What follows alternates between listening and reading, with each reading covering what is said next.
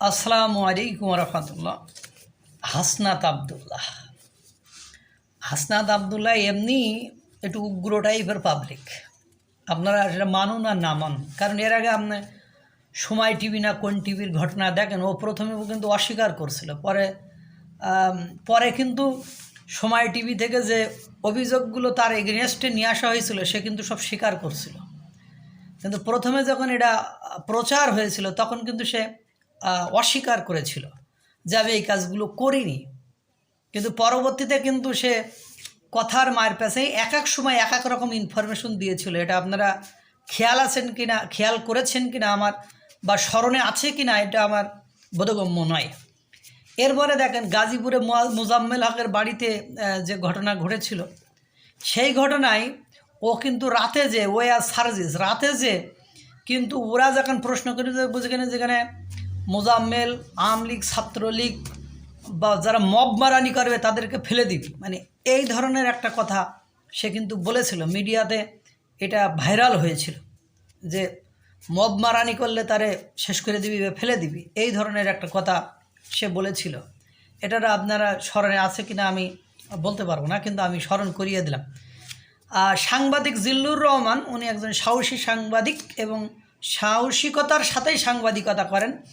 বাংলাদেশের যে কজন সাহসী সাংবাদিক, নির্ভীক সাংবাদিক, সৎ সাংবাদিক বলে যাদের নাম থাকে তাদের মধ্যে সাংবাদিক জিল্লুর রহমান একজন মানে ত্রিমাত্রার কি যেন একটা এসে টকশোতে উনি উপস্থাপক হিসেবে থাকেন। সাংবাদিক জিল্লুর রহমান বলছেন যে সেন্ট্রাল হাসপাতালে কে আপনার হাসনাত আবদুল্লাহ থ্রেট করেছে যে গুড়িয়ে দেবে, ভেঙে দেবে, মপ করে নষ্ট করে দেবে, এরকম ভেঙে গুড়িয়ে দেবে। সেটা উনি বলেছেন, টক শোতে বলেছেন। বলার পরে এবার হাসনাত আবদুল্লাহ সেটাকে আবার ডিফেন্স করেছেন, যা আমি এরকম বলিনি, আমাকে ওই রুগী যে বাচ্চা মারা গিয়েছিল ওখানে 2 লাখ কত টাকা, তা 1 লাখ দিয়েছিল, আরও 1,10,000 না কত বাকি ছিল, সেটার জন্য বলেছিল। তো আমি ওদের ফোনেই বলছিলাম যে আপনারা হলো করেন, মানে ছেড়ে দেন, এটা তো আপনাদের ব্যাপার। উনি যত নমনীয়ভাবে বলেছে, সময় টিভিতেও কিন্তু এত নমনীয়ভাবে বলিনি। সময় টিভিতে উনি প্রথমে নিজেকে ডিফেন্স করার জন্য, রক্ষা করার জন্য অনেক কথা বলেছিল, কিন্তু পরবর্তীতে দেখা গেল যে উনি আসলে মিথ্যা বলেছেন বা মিথ্যার আশ্রয় নিয়েছেন। তো এই বিষয়টা কিন্তু ভাবার বিষয়। আমার মনে হয় হাসনাত আবদুল্লাহ কথা বলতে পারে, মনে হয় কি বলেছে, এটাই মনে করেন জিল্লুর রহমান, সাংবাদিক জিল্লুর রহমান যদি কথা বলে থাকে, আমি সেই টক শোতে ধরনের কথা শুনি নাই, বা বলেছে যেহেতু বিভিন্ন উনি যেহেতু প্রতিবাদ করেছে বলেছে, তাহলে উনি যদি বলে থাকে তাহলে আপনার মনে করেন যে এটা সত্য কথা। কারণ হাসনাত আবদুল্লাহর এর আগের 2টো ইনসিডেন্ট অর্থাৎ ঘটনাকে আপনাদের সামনে উপস্থাপন করলাম, সেটা আপনারা ওই 2টোর সাথে মিলালে বুঝবেন যে উনি এই কথা বলছে, এটাই সত্য কথা, যতই নিজেকে ডিফেন্স করুন।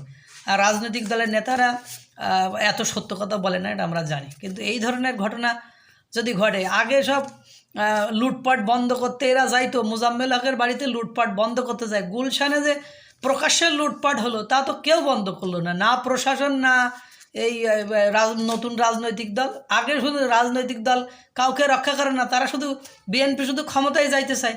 এখন বাবা তোমরা রাজনৈতিক দল হয়েছো, ছাত্র জনতার ব্যানারে এভাবে দিন দুপুরে মনে করেন প্রকাশ্যে তল্লাশির নামে লুটপাট করলো, তোমরা রাজনৈতিক দল কি বিবৃতিও দিলে না, কোনো প্রতিহত করলে না, কিছু করলে না।